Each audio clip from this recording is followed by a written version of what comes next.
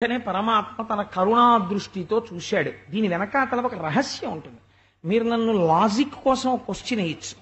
ఏమండి, ఆవుల్ని దూడల్ని చచ్చిపోయిన తర్వాత బ్రతికించగలిగిన వాడికి ఆ నీరు విషంతో కూడినవి తాగవద్దు అని ఓ 4 మినరల్ బాటిల్స్ సృష్టించడం చేత కాదా? చచ్చిపోయిన తర్వాత బతికించడం ఎందుకండి? ఈ పని చేసే కన్నా ఈ పని చేయడం తేలిక కదా. మనం ఎప్పుడు తేలిక ఆలోచిస్తాం. ఇందులో వెళ్తే తొందరగా వెళ్ళిపోవచ్చు అండి హైదరాబాద్. మిడిల్ బెర్త్ లో పడుకుంటే బాగుంటుందా, లోయర్ బెర్త్ లో పడుకుంటే బాగుంటుందా? మనకి ఎప్పుడు శరీర తాదాత్మ్యత, షార్ట్ కట్లు మనకు అలవాటు. కాబట్టి ఆ కోణంలో మనం ఆలోచిస్తాం. అలా ఆలోచించకపోతే ఈ లీల బాగా అర్థం కాదు కూడా. కాబట్టి మీకొచ్చే అనుమానం నేనే చెప్పేస్తుంటాను ప్రశ్నగా ముందు. కాబట్టి పిల్లలందరూ నీళ్లు తాగి మరణించిన తరువాత కృష్ణ పరమాత్మ తన కరుణా దృష్టిని ప్రసరించారు. ప్రసరిస్తే ఈ పిల్లలందరూ నిద్రపోయిన వాళ్ళు లేచినట్లుగా లేచారు.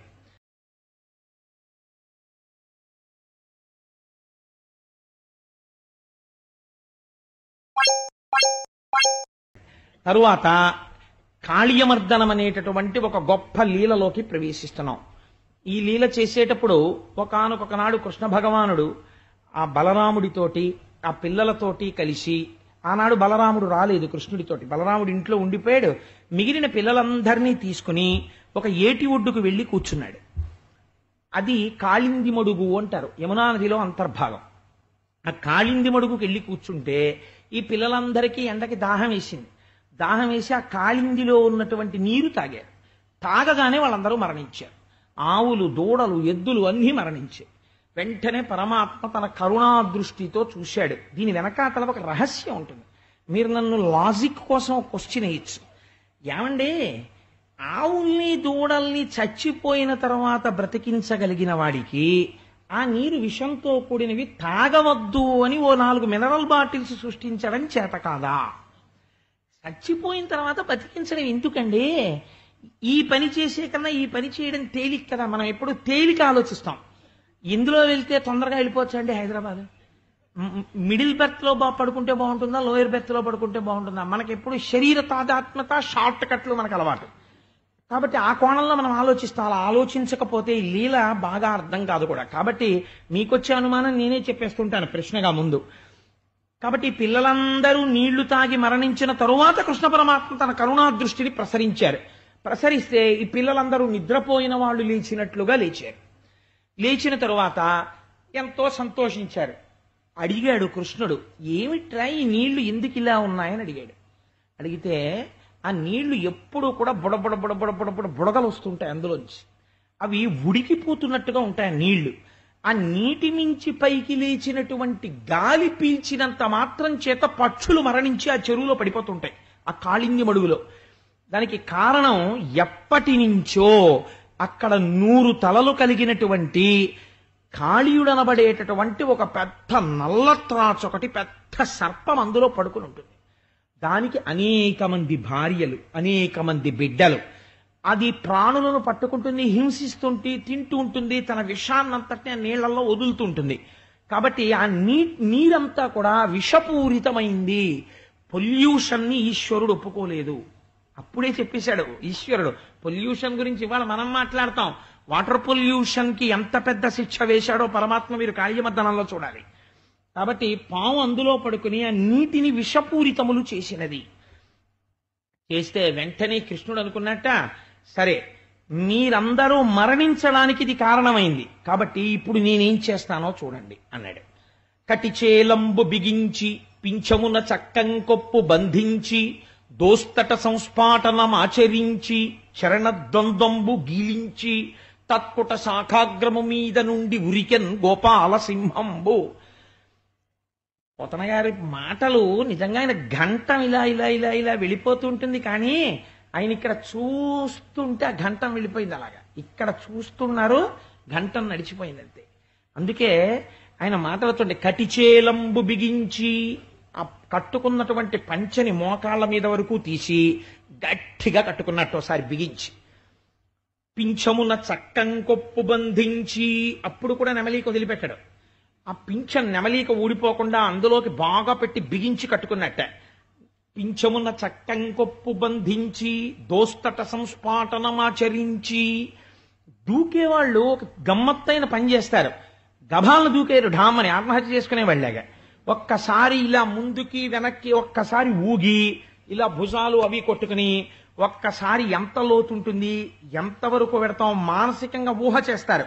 దోస్తట సంస్పాటనమాచరించి చరణద్వంద్వంబు గీలించి ఆ పాదాలు రెండు పెట్టి ఇలా ఒక్కసారి అలా ఒకసారి ఊగేట గుయించి తత్కుటశాకాగ్రము మీద నుండి ఉరికెన్ గోపాల సింహంబు దిక్తటముల్ మ్రోయ హ్రదంబులో గుబగుబద్వానం అనూనంబుగన్.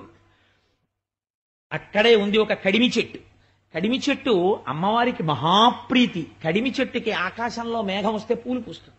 దానికి ఎంత ఇష్టమో లోకం శుభంగా ఉండాలని. అంటే ఈశ్వరుడు ఇవాళ లోకానికి శుభం చేస్తున్నాడు. కడిమి చెట్టు ఎక్కాడు. ఆ చెట్టు అనుకుందిట ఇవాళతో నా జన్మ ధన్యమైపోయింది, ఇంకా నా అంత గొప్ప ప్రాణి లేదనుకుందిట. ఎందుకని ఈశ్వరుడు యొక్క పాదములు తగిలాయి. నీటికి తగులుతున్నాయి ఇప్పుడు ఆ మడుగుకి కూడా. కాబట్టి ఆ మడుగు కూడా ఇవాళ సుకృతం అవుతోంది. కాబట్టి ఆ చెట్టు మీద నుంచి తత్కుటశాకాగ్రము మీద నుండి ఉరికెన్ గోపాల సింహంబు.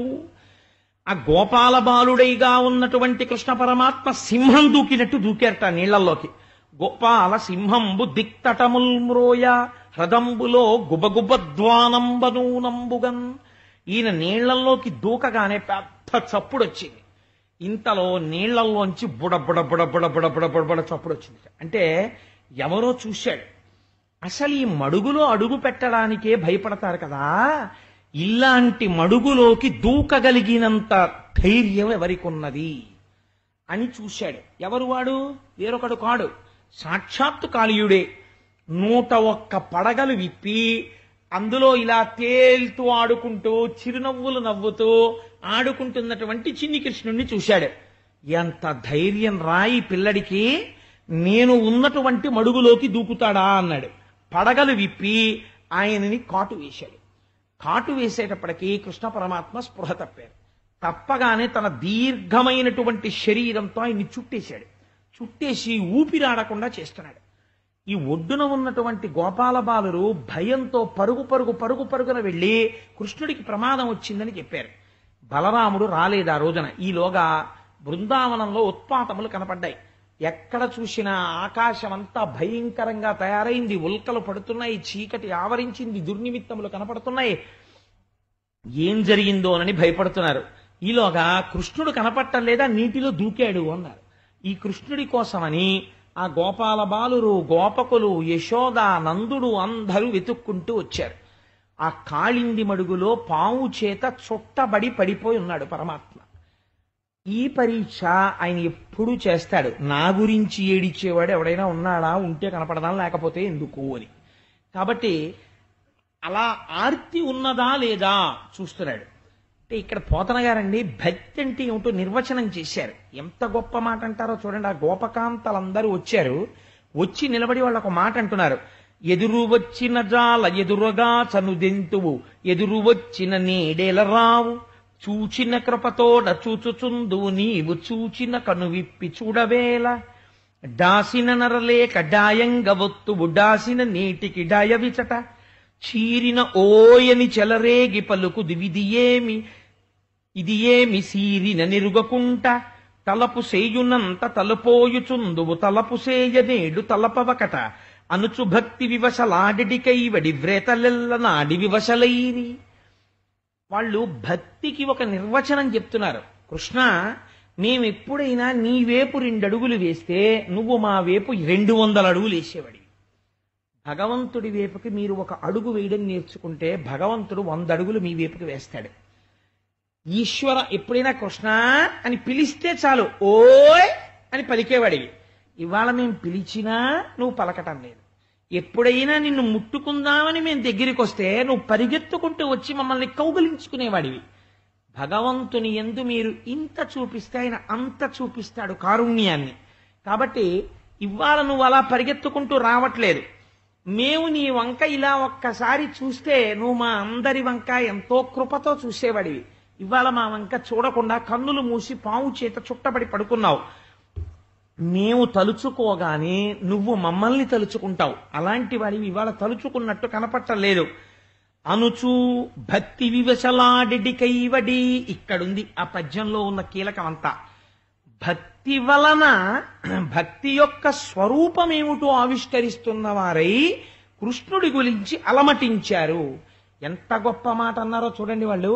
పన్నగము మమ్ము కరవక నిన్నేటికి కరచె కుర్ర నిమ్మి కలిగి నీవుండిన మము రక్షింతువు నిన్ను రక్షింప మేము నేరము తండ్రి.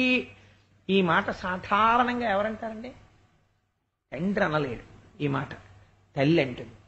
పిల్లాడికి 104 జ్వరం వచ్చిందనుకోండి, 10 రోజులు అయిపోయింది అనుకోండి, ఎంతమంది స్పెషలిస్టుల దగ్గరికి తీసుకెళ్ళినా తగ్గట్లేదు అనుకోండి, తగ్గకపోతే తండ్రి ఏమో నా ప్రయత్నం నేను చేస్తున్నానండి అంటాడు, బెంగ పెట్టుకుంటాడు. తల్లి ఉత్తర క్షణం ఒక మాట అంటుంది, రే నాన్న నువ్వు చచ్చిపోతే అని నోటితో అందవు. నీకేదైనా అయితే నేను బ్రతికుండి ఎందుకురా ప్రయోజనం, నా ఆయుర్దాయం నాన్న నువ్వు పోసేసుకుని బ్రతకరా, నువ్వు లేకుండా నేను ఎందుకురా మానులా బ్రతకడం, నాకు అక్కర్లేదు. నువ్వు తిరుగు, అనుభవించవలసిన వాడివి నువ్వు తిరుగుతుంటే నా ఆయుర్దాయం అపరిపూర్ణంగా మధ్యలో అయిపోయినా నాకు బాధ లేదంటుంది. అదే మాట గోపకాంతలు అంటున్నారు. పన్నగము మమ్ము కరవక నిన్నేటికి కరచె కుర్ర నిమ్మి కలిగిన నీవుండిన మము రక్షింతువు నిన్ను రక్షింప మేము నేరము తండ్రి. ఈశ్వరుణ్ణి ఇలాగే అన్నారు. వాళ్ళకి తెలియక్కర్లేదు ఈశ్వరుణ్ణని. అయ్యా ఆ పాము నిన్ను కరిచింది, అదేదో మమ్మల్ని కరిచేస్తే గొడవ లేకపోయినా మేము చచ్చిపోయినా, ఎందుకని మేము చచ్చిపోతే నువ్వు బ్రతికిస్తావు, నువ్వు చచ్చిపోతే మేము బ్రతికించలేము, మాకు చేత కాదు, మేమేం చేస్తాం, మూడులం అయిపోతాం, మా బతుకులు పనికిరానివి అయిపోతాయి. కృష్ణ నిన్నెందుకు కరిచిందా పాము, మమ్మల్ని కరిచేస్తే గొడవ వదిలిపోయేదే అని వాళ్ళు అన్నారు. నువ్వు చచ్చిపోయిన తర్వాత అయ్యో ఏం చేస్తాం అని వెనక్కి వెడతాం అనుకుంటున్నావేమో, నువ్వు అలా మరణిస్తుండగా మేము చూస్తూ బ్రతికి ఉండం కాబట్టి మేము దూకేస్తున్నాం, మేము ఆ పావు చేతిలో చచ్చిపోతాం అని యశోద కొంగు తీసి బిగించుకుని కాళింది బడుగులోకి దూకేస్తాడు. దూకేస్తూ ఉండడం ఏమిటి కృష్ణుడు చూశాడు. యశోద వెనక గోపకాంతలందరూ దూకేస్తున్నారు, గోపాల బాలురు దూకేస్తున్నారు. చిత్రం ఏమిటో తెలుసా అండి? ఊరుకో అని అడ్డుపెట్టిన వాళ్ళు లేడు. అలా అడ్డుపెట్టిన వాళ్ళు ఎవరో మీరు రేపు చూద్దరు కానీ ఇవాళ అలా అడ్డుపెట్టే వాళ్ళు ఉండరు. వీళ్ళందరూ దూకేద్దాం అనుకుంటున్నారు. ఇప్పుడు ఈశ్వరుడు చూశాడు, నేను కావాలన్న వాళ్ళు ఉన్నారు, నేను దక్కాలి వీళ్ళకి. కాబట్టి ఇప్పుడు ఏం చేశాడు, ఒక్కసారి తన శరీరాన్ని వెడల్పుగా పొడుగుగా పెంచేశాడు. అనుకోని రీతిలో హఠాత్తుగా ఇలా చుట్టేసినటువంటి పాము మధ్యలో ఉన్న శరీరం పెరిగిపోతే దీని శరీరం అంతా కూడా నలుగుడు పడిపోయింది. ఎక్కడికక్కడ నలుగుడు పడిపోయి శరీరము శోషించిపోయి ఆ పిల్లవాడు ఒక్కసారి ఇలా పైకి గిరి, శోష ఎక్కడ తెలుస్తుందండి? శరీరమునకు వచ్చిన శోష తలకి తెలుస్తుంది, నీరసం. అని ఇలా పడగలు వాల్చింది, చేతి పిడికిలి బిగించి ఒక్క గుద్దేడ ఆ పడగల మీద. గుద్దేటప్పటికి దాని నవరంధ్రములలోంచి నెత్తురు కక్కేసింది. నెత్తురు కక్కేసి పట్టు వదిలేసి కింద పడిపోయింది. పడిపోగానే చూశాట కృష్ణుడు. ఇప్పుడు ఎవరెవరు ఏడ్చారో వాళ్ళందరూ సంతోషించాలనుకున్నాడు.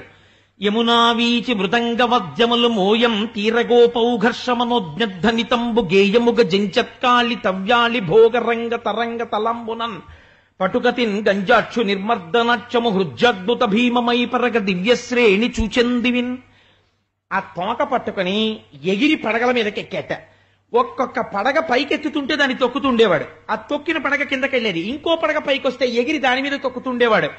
మణులతో కూడినటువంటి ఆ పడగలతో కూడినటువంటి కాళీయుడి తలకాయలు ఆయన నాట్యం చేసేటటువంటి గొప్ప రంగస్థల మంటపం అయింది.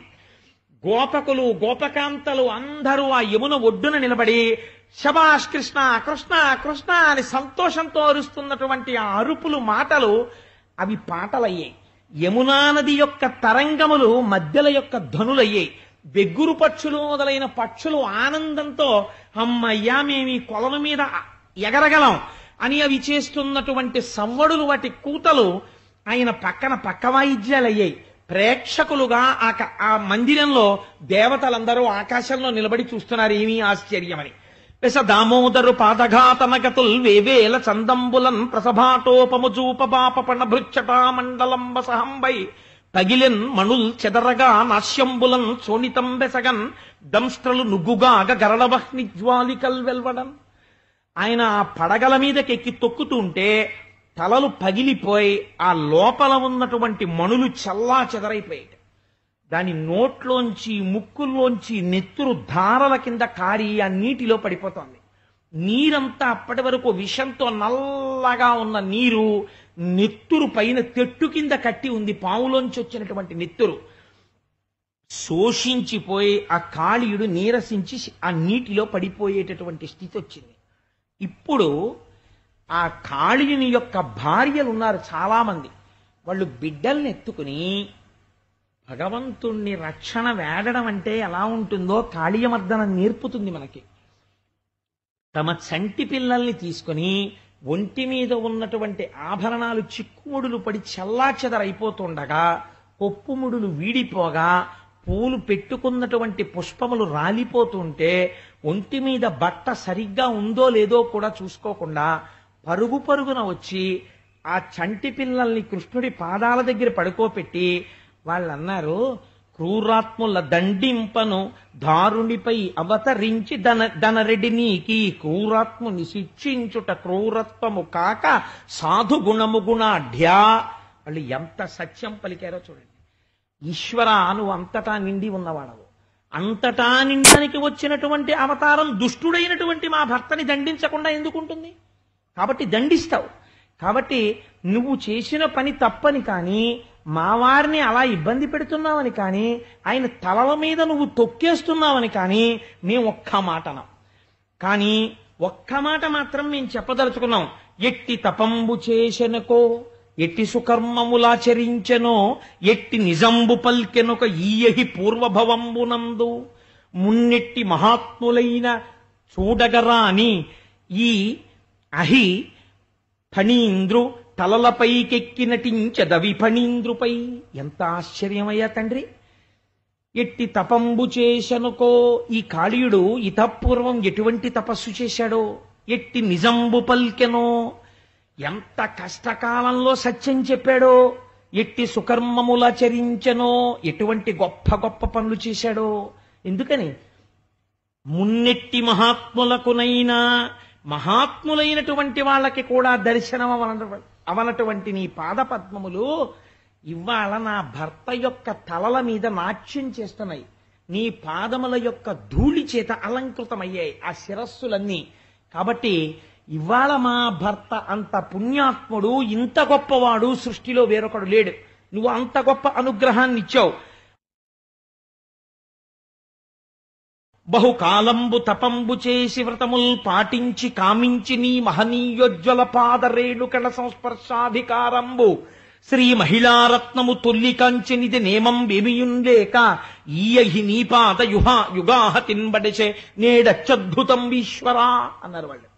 లక్ష్మీదేవి నిన్ను భర్తగా పొందడానికి ఎన్ని నోములు చేసిందో, ఎన్ని వ్రతాలు చేసిందో, ఎంత తపస్సు చేసిందో, అన్ని నోములు, అన్ని వ్రతాలు, అన్ని తపస్సులు, రుక్మిణీ కళ్యాణం చూద్దురు గాని ఇన్ని చేస్తే లక్ష్మీదేవి పొందినటువంటి వైభోగమేమి?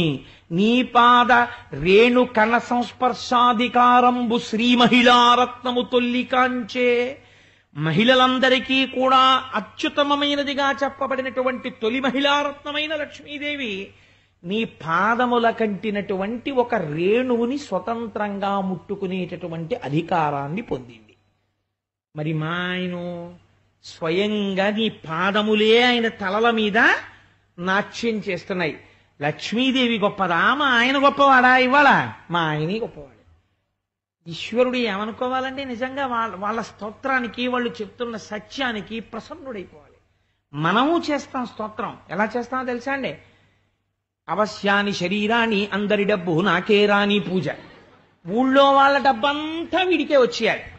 ఊళ్ళో కాలేజీలో ఎవరైనా కాస్త ఎర్రటి పిల్ల చేరితే ఉత్తర క్షణం వీడు ప్రకటించేసుకుంటాడు, అది నా భార్య, వీడికి ఎవడో జన్మ హక్కు ఇచ్చినట్టు ప్రేమించేశాను, అయితే నా దాని అవ్వాలి, లేకపోతే యాసిడ్ పోస్తా. రాక్షసత్వం. వీడి హక్క.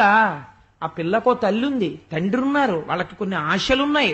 ఆ పిల్ల చదువుకుంటోంది, ఆ పిల్లని ఎక్కడో ఇవ్వాలనుకుంటున్నాడు. నువ్వెవరివి? ఎంత తెంపరితనం నీది! అటువంటి వాణ్ణి ఉరి తీసి ఊరూరా శవాన్ని తీసుకొచ్చి ప్రతి 4 ఆడల మధ్యలో నిలబెట్టి శవాన్ని కూడా ఉరి తీయాలి. తీస్తే తరువాతి వాళ్ళకి ఆదర్శం అవుతుంది. ఓహో, ఇలా ప్రవర్తించకూడదు. వాడి పట్ల జాలిందుకు? వాడు క్రూరమైన రాక్షసుడు, అది జరగకూడని నేరం. కాబట్టి వాళ్ళు అంటున్నారు, వాళ్ళు ఎంత మర్యాదతో మాట్లాడుతున్నారో చూడండి. వాళ్ళు అన్నారు, లక్ష్మీదేవి పొందనటువంటి వైభోగాన్ని ఇవాళ నా భర్త పొందాడు, ఇంత గొప్ప తపస్సు చేశాడు ఈశ్వర. కానీ ఒక్క విషయం, మేము చెప్పేటటువంటి మనవిని కూడా నువ్వు విను. ఎందుచేత? మమ్ము పెండ్లి చేయు మా ప్రాణవల్లభు ప్రాణవిచ్చి కావు భక్తవరద, నీవు చేయు పెండ్లి నిత్యంబు భద్రంబు చిన్ననాటి పెండ్లి పెండ్లి కాదు. మనం ఏదైనా కష్టం వచ్చిందనుకోండి, అసలు నిజంగా నేను ఆ మాట అనకూడదు, కానీ ఒక్కొక్కసారి భర్తకి ఏదో ప్రమాదం వస్తుంది, ఇబ్బంది వస్తుంది. నాకు అనిపిస్తుంది, కాళీయమర్దనంలో కాళీయుని భార్యలు ఏ మాట అన్నారో ఈశ్వరుడితో ఆ మాట అనగలిగితే భర్తకు ఆయుర్దాయం లభిస్తుంది. వాళ్ళు ఏమన్నారో చూడండి. మమ్ము పిండ్లి చేయు మా ప్రాణవల్లభు ప్రాణమిచ్చి కావు భక్తవరద. ఈశ్వర, మా తల్లిదండ్రులు ఈ కాళీయుడు చాలా బలవంతుడని, దీర్ఘాయుష్మంతుడవుతాడని, తన్నెవరూ ఎదిరించలేరని, చాలా ఐశ్వర్యవంతుడని ఇతనికిచ్చి పెళ్లి చేశారు. మా ఐదోతనం, మా పసుపు కుంకాలు ఇతని యొక్క ఆయుర్దాయంతో ముడిపడి ఉన్నాయి. ఆనాడు మా పెద్దవాళ్లు పెళ్లి చేస్తే మాకు పసుపు కుంకాలు వచ్చాయి, ఐదోతనం వచ్చింది, మా మెడలో మంగళసూత్రం వచ్చింది. అవి ఉంటాయి అని వాళ్ళు అనుకున్నారు, ఉండవు అని నువ్వు తేల్చేస్తున్నావు. కానీ మేమంటున్నాం, నువ్వు అనాథనాథుడవు అంటున్నావు. నువ్వు అనాథలకే ప్రధానమైన నాథుడవు. నీవే అనాథల్ని ఎలా చేస్తావు మమ్మల్ని? కాబట్టి నువ్వు మమ్మల్ని అనాథల్ని చెయ్యకూడదు. వాడు దుర్మార్గుడు అయినా మా కోసం నువ్వేం చెయ్యాలో తెలుసా? ప్రాణమిచ్చి కావు భక్తవరద, చిన్ననాటి పెండ్లి పెండ్లి కాదు, నీవు చేయు పెండ్లి నిత్యంబు భద్రంబు. స్వామి, ఇప్పుడు నువ్వు మాకు భర్తని ప్రదానం చేస్తే ఇది మాకు నిత్యము భద్రము. మా ఆయన పరిస్థితి మారుతుంది, బుద్ధిలో మార్పు వస్తుంది. ఈ దెబ్బతో పాపపు పనులు మాంతాడు, మా ఐదోతనం నిలబడుతుంది. అందుకని ఈశ్వర, ఇప్పుడు నువ్వు మాకిస్తున్న ఐదోతనం ఉందే, ఆనాడు మా నాన్నగారు కట్టించిన తాళుంది, మా అమ్మాయి మెళ్ళలో తాళి బాగా నిలబడాలని ఆర్తి చెంది మా నాన్న పెళ్లికొచ్చి ఐదోతనం ఉన్న ప్రతి ఆడదాని మెళ్ళలో మంగళసూత్రం ఒకసారి పెట్టించాడు నాకు కట్టే ముందు.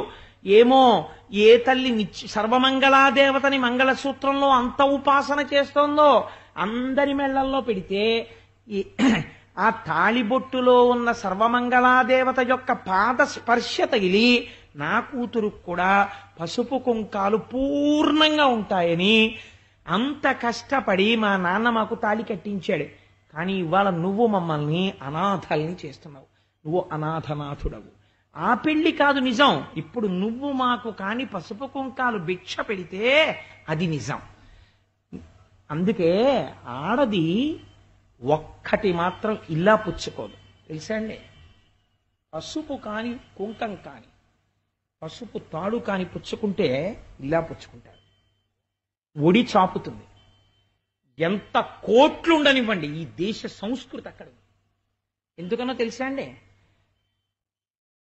ఇంటికి కోటీశ్వరరాలు రానివ్వండి, వెళ్ళిపోతుంటే అమ్మా బొట్టు ఉంచుతారు ఉండండి అమ్మా అన్నారు అనుకోండి, వెంటనే ఆగి బొట్టు పెట్టించుకుని పెడతారు.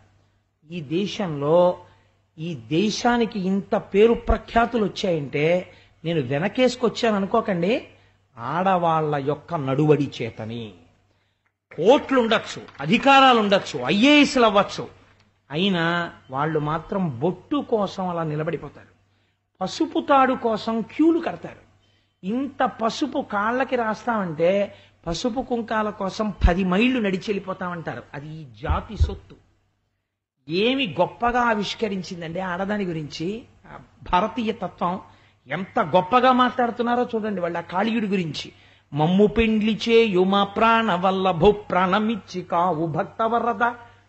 భక్తులైన వాళ్ళ కోరికలు తీర్చేవాడా, ఇవాళ నువ్వు మాకు పతి భిక్ష పెట్టు అని అడిగారు. అడిగి వాళ్ళు ఒక మాట అన్నారు, ఈశ్వర ప్రతివారి యందు నువ్వు ఉంటావు, అందుకని నిన్ను పురుషుడు అంటారు. ఆ పురుషుని లోపల జీవుని యందు పరమాత్మగా ఉంటావు. బ్రహ్మాండములన్నింటినీ బ్రహ్మాండంతో కలుపుతావు. కలపడానికి కాలస్వరూపంతో పెడతావు. అప్పుడు నిన్ను కాలనాథుడు అని పిలుస్తారు. అలా నువ్వు సృష్టి, స్థితి, లయ అని 3 చేస్తావు. అప్పుడు 3 మూర్తులుగా ఉంటావు. సత్వము, రజస్సు, తమస్సు అని 3 గుణములను సృష్టిస్తావు. ఈశ్వరుడు మాత్రమే ఉన్నాడు అన్న ఎరిక జ్ఞానము చేత కలిగితే దాన్ని తెలివి అంటారు. ఈశ్వరుణ్ణి మర్చిపోయి లోకం ఒక్కటే కనపడుతుంటే దాన్ని మరపు అంటారు. ఈ 2 నువ్వే కల్పిస్తావు. ఈశ్వర, నీ అంత గొప్పవాడు ఎక్కడున్నాడు? నువ్వు బ్రహ్మాండములంతా నిండి నిబిడీకృతమైన వాడివి. కాబట్టి నీవు తలుచుకుంటే మాకు ప్రతిభిక్ష పెట్టగలవు. కాని ఒక్క మాట మేము చెప్తున్నాం, వీడు మంచివాడు కాబట్టి వదిలిపెట్టని మేము చెప్పట్లేదు. బాలుండీతడు, ఈ మాట అంగీకరించగలగాలి. చేసిన పాపము లేకపోతే ప్రమాదము రాదు, ఖచ్చితముగా ఉన్నది, అనుభవమునకు వచ్చినది. ఆ మాట నువ్వు అంగీకరించు. ఈశ్వరుణ్ణి విస్మృతి లేకుండా అలాగే పట్టుకుని ఉండు. ఈశ్వరుడు రక్షిస్తాడు. ఆ పాపము అనుభవమునకు వచ్చినప్పుడు కూడా ఈశ్వరుడే రక్షిస్తాడు మళ్ళీ. కాబట్టి ఏమైంది? బాలుండీతడు మంచివాడనచు చెప్పన్ రాము, క్రూరుండు దుశ్శీలుండవునైన మేము, సుభగ శ్రీబాసి వైధవ్య దుష్టాలంకారము పొందనోడెదము, అనాథానాథ పాలింపవే అన్నారు. ఈ పద్యం అండి. అందుకే అసుర సంధ్య వేళలో కాళీయమర్దనం వినండి అంటారు. కారణం ఏమిటో తెలుసా అండి? పద్యాలకున్న శక్తి అది.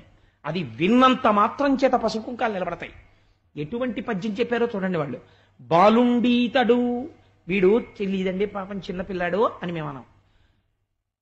క్రూరుండు, వీడు పరమ కిరాతకుడు మా ఆయన.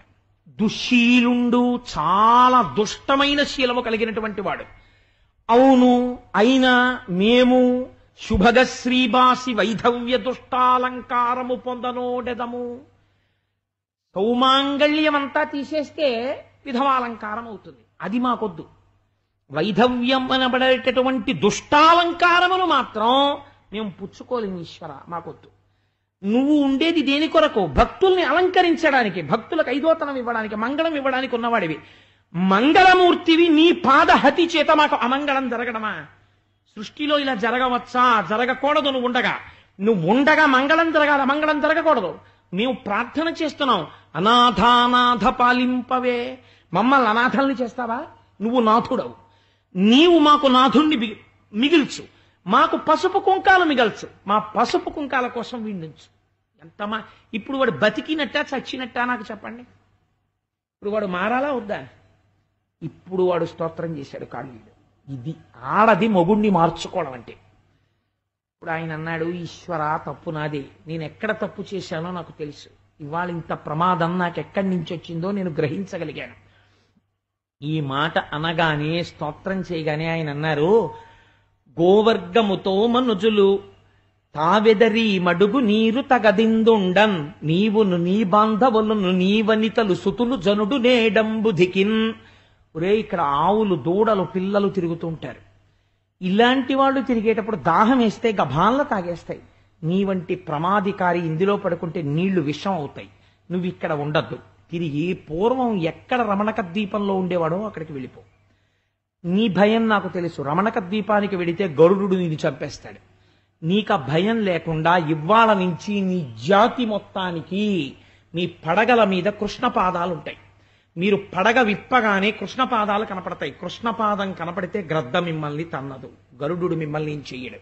వెళ్ళిపో రమణక ద్వీపానికి అన్నాడు. అనగానే నమస్కారం చేసి తేనె, మధుర పదార్థాలు, మంచి మంచి హారాలు, పట్టుబట్టలు ఇవన్నీ తెచ్చి కృష్ణ భగవానుడికి బహూకరించి కాళీయుడు తన స్నేహితులతో, బంధువులతో, భార్యలతో, బిడ్డలతో ఆ సరస్సు విడిచిపెట్టి మళ్ళీ రమణక ద్వీపానికి వెళ్ళిపోయాడు. ఇది కాళీయమర్దనం. అయితే దీని గురించి ఒక మాట అన్నారు. ఈ కాళీయమర్దనాన్ని ఉభయ సంధ్యల యందు ఎవరు వింటున్నారో ప్రాతకాలంలోనన్నా వినాలి, ఒక సాయంకాలం అన్నా వినాలి. ఈ 2 సమయాలలో ఎవరు వింటున్నారో వాళ్ళకి ఇన్నాళ్ల నుంచి కాళీయుడులా లోపల పట్టిన విషయము పోతుంది. బాహ్యమునందు కాళీయమర్దనం విన్న వాళ్ళని పావులు కరవవు. అది వరం కృష్ణ భగవానుడు. కాబట్టి ఈ వరం ఇచ్చారు. కానీ ఇందులో మీరు తత్వాన్ని ఒకదాన్ని గ్రహించాలి, లేకపోతే ఆ లీలకు అర్థం ఉండదు. కాళీయుడంటే ఎవరో కాదు, మనమే. మనమే కాళీయుడు. మనకి హృదయ క్షేత్రము నుంచి ఈ బాహ్య నేత్రానికి దొరకవు. ఆపరేషన్ చేస్తే కనపడతాయా అంటే కనపడవు.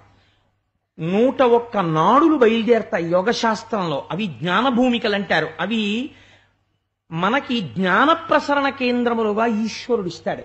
వీటిని మీరు సద్బుద్ధితో వాడుకున్నారనుకోండి, అందరి యందు ప్రేమతో, భగవంతుని యందు భక్తితో ఉండగలరు. ఈ జ్ఞాన ప్రసరణ కేంద్రములలోంచే మేధస్సుకి ఆ జ్ఞానము ప్రసరణ జరుగుతుంది.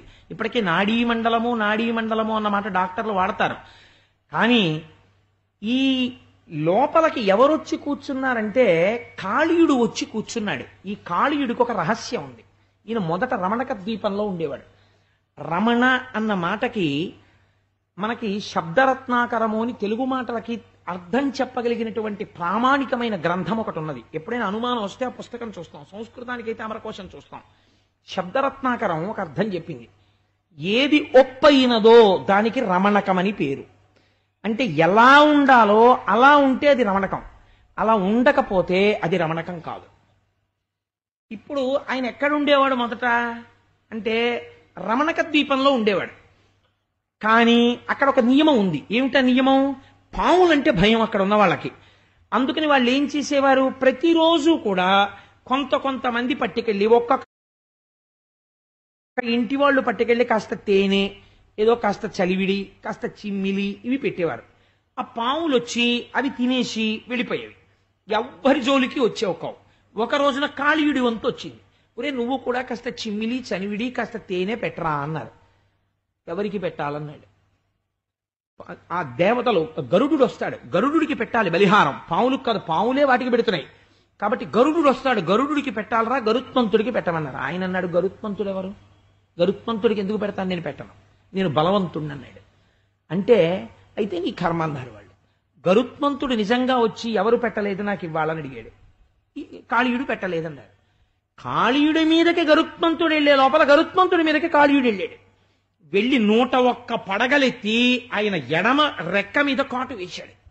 వేస్తే ఎక్కడ లేని కోపం వచ్చింది గరుత్మంతుడికి. వెంటపడి తరిమి తన రెక్కతో కొట్టాడు. కొడితే వాడి ఒళ్ళంతా బద్దలైపోయి నిత్తురు వరదల కింద కారిపోయింది. కారిపోతే వెనక గరుత్మంతుడు తరుగుతున్నాడని వాడికి ఒక్కడికే తెలుసు రహస్యం. వాడి పారిపోయి సౌభరి తపస్సు చేసినటువంటి కాళింది మడుగులో దూరిపోయాడు.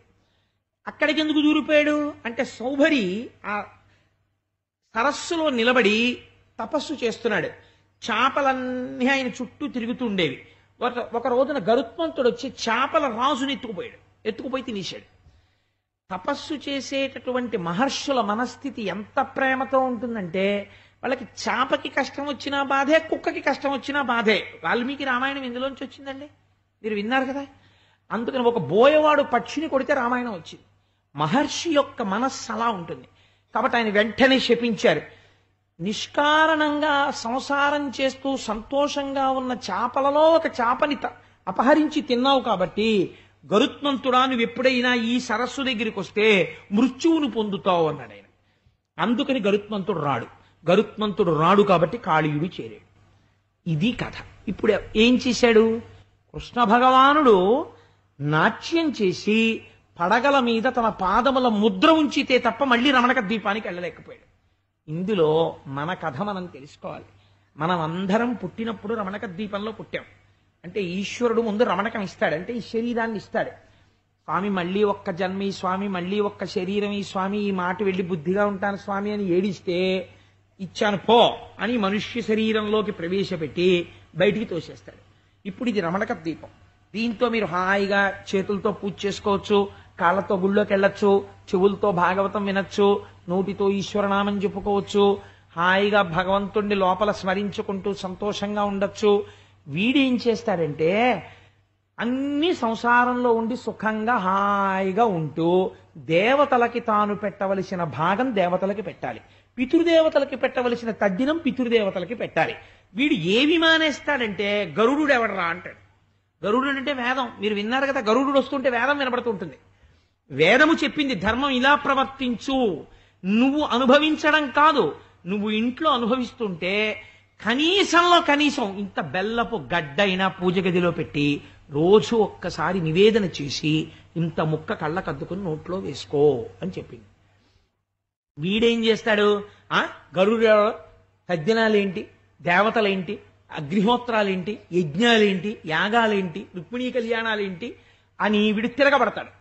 తిరగబడితే గరుత్మంతుడి మీద తిరగబడ్డాం, నేను ఇవ్వను బలిహరణం అన్నాడు. గరుత్మంతుడు ఏం చేశాడు? సావబొడిచాడు. దేవతలు ఏం చేస్తారు? ఆగ్రహాన్ని ప్రదర్శిస్తారు. ఏమవుతుంది? ప్రమాదం వస్తుంది. ఇప్పుడు ఏం చేస్తాడు? అక్కడే ఉండి మళ్ళీ దేవతారాధన చేస్తే చిన్నతనం. అందుకని ఎవరెవరు దేవతారాధనమునకు ఇష్టపడరో అలాంటి చోటుకు పోతాడు. అందుకని ఎక్కడికి పోయాడు? కాళింది బడుక్కి పోయాడు. పోయి అక్కడ దూరాడు. దూరి ఏం చేస్తున్నాడు? లోపల మార్పు రాలేదు, విషం కింద తయారు చేస్తున్నాడు ఆ మడుగుని. ఇప్పుడు ఇక్కడున్న ఈ 101 నాడులు జ్ఞాన ప్రసరణ కేంద్రాలు, వీటి నిండా ఈశ్వర తిరస్కార బుద్ధితో నింపుకున్నాడు. నా అంత వాణ్ణి నేనంటున్నాడు. అంటే విషంతో నిండిపోయే ఇవే 101 పడగలం. ఇప్పుడు భయంకరమైన అపచారం ఒకటి జరిగితే తప్ప ఈ విషయాన్ని మళ్ళీ వెనక్కి తీయడు ఈశ్వరుడు. ఈ అహంకారం పెరిగి పెరిగి పెరిగి పెరిగి ఎవరి జోలికెట్టాడు? భగవంతుణ్ణి నమ్ముకున్న వాళ్ళ జోలికెడతాడు. అప్పుడు ఈశ్వరుడు ఇంకా క్షమించాడు. అందుకని గోపాల బాలురు ఆవు దూడలు తాగి మరణించాలి, అపచారం జరిగింది. ఇప్పుడు ఈశ్వరుడికి ఆగ్రహం వస్తుంది. తన భక్తుల జోలికెడితే ఈశ్వరుడు ఒప్పుకోడు. 101 పడగలు పగిలిపోయేటట్టు తొక్కేశాడు. ఎందుకు వదిలేడు? భార్యలు శరణాగతి చేశారు. అంటే ఇప్పుడు మళ్ళీ లోపల ఉన్నటువంటి బుద్ధి సద్బుద్ధి అయింది. ప్రార్థన చేశారు. అప్పుడు ఏం చేశాడు? విషాన్ని వెనక్కి తీసి మళ్ళీ వదిలిపెట్టాడు. ఇప్పుడు కాళీయమర్దనం వింటే మనం ఏం జరగాలి? మనలో 101 నాడుల్లో ఉన్న విషం వెనక్కెళ్ళి సద్బుద్ధితో మనందరం హాయిగా కృష్ణ పరమాత్మ యొక్క పాదములను శిరస్సునందు ధరించి ఆనందంగా ఉండాలి. కాబట్టి కాళీయమర్దనానికి బాహ్య ప్రయోజనమేమి అంటే పాము కరవదు, ఆంతర ప్రయోజనమేమి లోపలి పాము నీరసిస్తుంది. ఇక్కడ వదిలిపెట్టి వెళ్ళిపోయి దీన్ని కాళింది మడుగుగా చెయ్యదు, మళ్ళీ రమణక ద్వీపం చేస్తుంది. అంటే ఇప్పుడు మళ్ళీ ఏమైపోయింది? కాళీయమర్దనం వినగానే మళ్ళీ ఈ శరీరం అంతా శుద్ధి అయిపోయింది. కాళీయమర్దనం అనబడేటటువంటి లీలకి అంత గొప్ప పరమ పవిత్రమైనటువంటి స్థితి కలదు అని భగవానుడు ఈ లీలని పూర్తి చేశాడు. ఇవాళ ప్రార్థనకి ఎన్నో చెప్పేద్దామని చెప్పి పెద్ద మొనగాళ్ళే వస్తాను. అవ్వవు ఇక్కడికి వచ్చి కూర్చుంటే వద్దు వద్దు వద్దు, వెళ్ళకు పక్కకెళ్ళిపోకు అనుకుంటూ ఉంటాను, వెళ్ళిపోతూ ఉంటాను. ఈశ్వరుడు ఒక చిత్రమైనటువంటి లీల చేశాడు. ఏమీ లేదండి నా కంగారు, ఎన్నాళ్ళైనా భాగవతం చెప్పచ్చు. నా కంగారల్లా ఏమిటంటే ఆయన పెళ్లి కొడుకుని చెయ్యాలి. 5వ తారీఖు రుక్మిణీ కళ్యాణం అనౌన్స్ అయిపోయింది. అప్పటికి ఆయన పాకుతుంటే పెళ్లి ఏం చేయింది? ఆయనకి యుక్త వయస్సు రావాలి, రుక్మిణీదేవిని వివాహం చేసుకునేటటువంటి పురుషుడు కాస్త నూనూగు మీసాలైనా రానివ్వద్దు. ఎప్పుడు ఇంకా కొండ ఎత్తిన 5 ఏళ్ల పిల్ల. అందుకే రేపు గోవింద పట్టాభిషేకం అనౌన్స్ చేసేస్తే తప్పకుండా తెస్తానని అనౌన్స్ చేశాను. కాబట్టి ఏమవుతోంది? ఆయనకి అసలు మీసాలు రానివ్వట్లేదు. ఎప్పుడు ఆ చంటి పిల్లాడి కింద అట్టే పెట్టి కూర్చోబెడుతున్నాం. నా తప్పు కాదండి, గోపాలకృష్ణ గారు ఇచ్చిన బ్యానర్ అది. వెనకాల అలా పెడితే ఆయన పెద్దవాడు ఎప్పుడవుతాడు? మళ్ళీ ఆయన అనుగ్రహం కలగాలి, ఆయన పెద్దవాడు అవ్వాలంతే. అప్పటి వరకు నన్ను ఇలా వేయించారు కదా, నేను అలాగే ఉంటానని పట్టు కూర్చున్నాడు ఆయన. అలాగే ఉంటున్నాడు. నాకు చాలా సంతోషంగా ఉందిరా.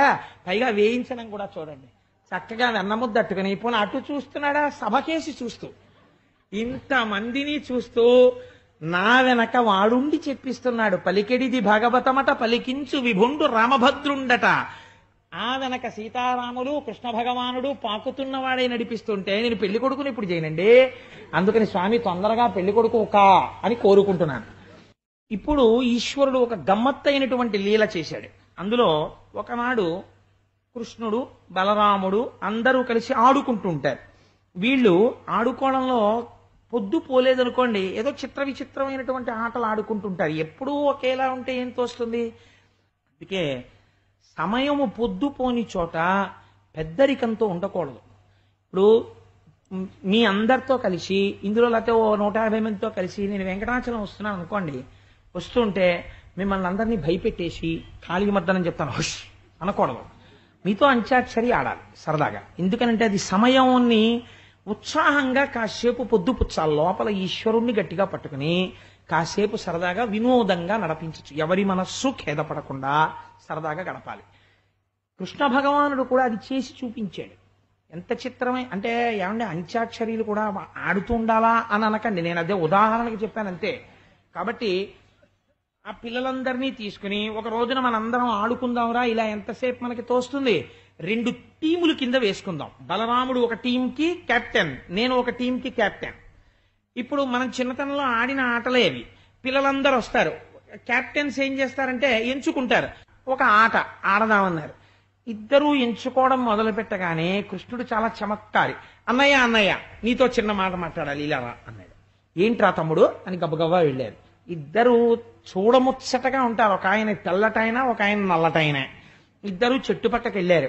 ఆయన అన్నాడు, అన్నయ్య అన్నయ్య జాగ్రత్త, గోపాల బాలుర్లో ఇవాళ ప్రచ్ఛన్న రూపంలో ప్రలంభుడన్న రాక్షసుడు వచ్చాడు. వాడు నా జోలికి రాడు, నిన్ను చంపుదామని వచ్చాడు. అన్నయ్య చాలా జాగ్రత్తగా ఉండు, వాణ్ణి నేను నా పార్టీలో పెట్టుకుంటాను, 1000 కళ్ళతో చూసుకోవచ్చు, వాణ్ణి నువ్వు కోరకన్నయ్యా అని చెప్పాడు. అలాగే రా తమ్ముడు, నువ్వే కోరుకో అయితే అన్నాడు. ఇద్దరు వచ్చారు. వాడెందుకు కృష్ణుడి పక్షంలో పెట్టారు వాణ్ణి అంటే, వాడికి లోపల కడుపులో ఒక బెంగ ఒకటి ఉంది.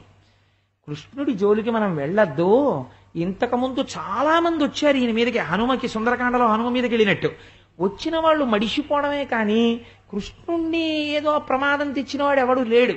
కాబట్టి కృష్ణుడి జోలికి వెళ్ళడం కన్నా బలరాముడి జోలికి వెడితే తేలిక. బలరాముడికి ఏదైనా ప్రమాదం చేసేస్తే అన్నగారిని విడిచిపెట్టి ఉండలేక కృష్ణుడు ప్రమాదాన్ని తని తెచ్చేసుకుంటాడు. కాబట్టి బలరాముడికి ఏదైనా ప్రమాదం తెద్దామని వాడు ఆలోచనలో ఉన్నాడు. తన అన్నగారిని, తనని నమ్ముకున్న వాణ్ణి, తన కోసమని అవతారం స్వీకరించిన వాణ్ణి, తాను పడుకుంటే పరుపైన వాణ్ణి, తను కాలు పెడితే పాదపీఠమైన వాణ్ణి, తాను కూర్చుంటే పైన గొడుగైనటువంటి వాణ్ణి, తాను నడుస్తుంటే ఛత్రం పట్టిన వాణ్ణి ఈశ్వరుడంత తేలిగ్గా వదిలిపెడతానండి. 1000 కళ్ళతో కాసుకుంటాడు తనవారన్న వాళ్ళని. అందుకని ప్రలంభుడు నా పార్టీ అన్నాడు. ఈ ప్రలంభుడిని తన పార్టీలో పెట్టుకున్నాడు. ఆట ప్రారంభమైంది. ఏమిటి ఆట అంటే, ఏదో కొన్ని లక్ష్యములను పెట్టుకుంటారు. ఏదో అదిగో ఆ స్తంభము, ఆ ఆకు, ఆ కర్ర, ఒక్కొక్కళ్ళకి 5 రాళ్ళు ఇస్తారు. మీ పార్టీలో వాళ్ళు కొడతారు, మా పార్టీలో వాళ్ళం కొడతాం. ఎవరు లక్ష్యాన్ని ఎక్కువ మంది కొడతారో వాళ్ళు గెలిచినట్టు, ఎవరు ఎక్కువ మంది కొట్టలేరో వాళ్ళు ఓడిపోయినట్టు. ఓడిపోయిన వాళ్ళు ఏం చేయాలి, గెలిచినటువంటి వాళ్ళని మొయ్యాలి. ఇది అక్కడ ఉన్నటువంటి షరతు.